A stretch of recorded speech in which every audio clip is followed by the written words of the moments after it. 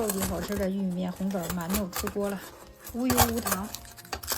我们家这小院飘满了玉米面的香和红枣的香，做法也超级简单，一次性发，有手就会。无油无糖，减脂期的家人也可以吃。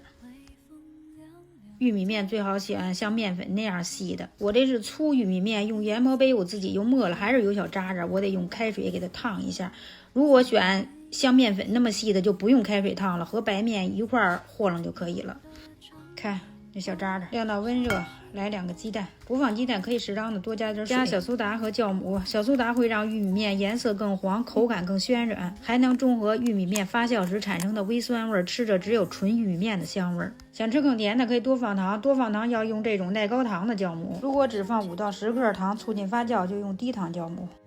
我这一点都没放。根据面粉的吸水量和鸡蛋的大小，面粉要分次的放。我一共是放了250克面粉，这个软点硬点都可以。如果喜欢吃奶香味的，可以用牛奶和面，再放点奶粉。大枣馒头差点忘放枣，枣多点少点都可以。我这是80克枣，够多的了啊，别再多了，再多这面都不抱团了。把枣揉进去之后，不用醒，也不用等它发了啊，直接分剂子。这是一次性发的啊，到现在面还没发呢。这个根据个人喜欢啊，想做啥形做啥形的，您可以揉成一个馒头的形状。我这是橄榄形的，把2头再搓搓，这样就可以了。我这有现成的蜜豆，自己煮的，我特别喜欢吃这蜜豆，没事还捏2个吃呢，沙沙面面的，看看。自己煮的微甜，这个不能跟这个红枣一块揉面里，一揉它就烂了。我把它夹在这里头了。这个没有可以不放，只放点红枣就行了。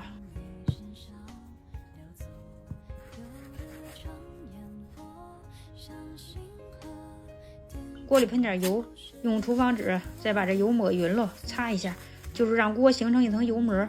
摆在锅里之后，先别开火呢，进行发酵。这只是这一次发酵。看这是发好了的，还拿不出来，粘上了。摁一下，有缓慢回弹就是发好了。现在开火，别超过200，扣上盖子。煎到定型，加水，我用的就是凉水，水不用太多了，没过这底儿就行。看水收干了之后，转成小火再焖了5分钟，我差不多用了20分钟，应该有15分钟左右就行了。看我这嘎子厚了，我老怕它不熟，里边粘的。咱们用的锅不同，火候也不同，时间您要自己把控，既可以当早餐，又可以当小甜点。我这个没放一点糖，大枣的甜和蜜豆的甜刚刚好。这底儿是酥脆酥脆的，上边是特别暄软，还有啥词儿说的我也不会了，你们自己做尝尝就知道了。好了，视频就分享到这儿，谢谢您的观看。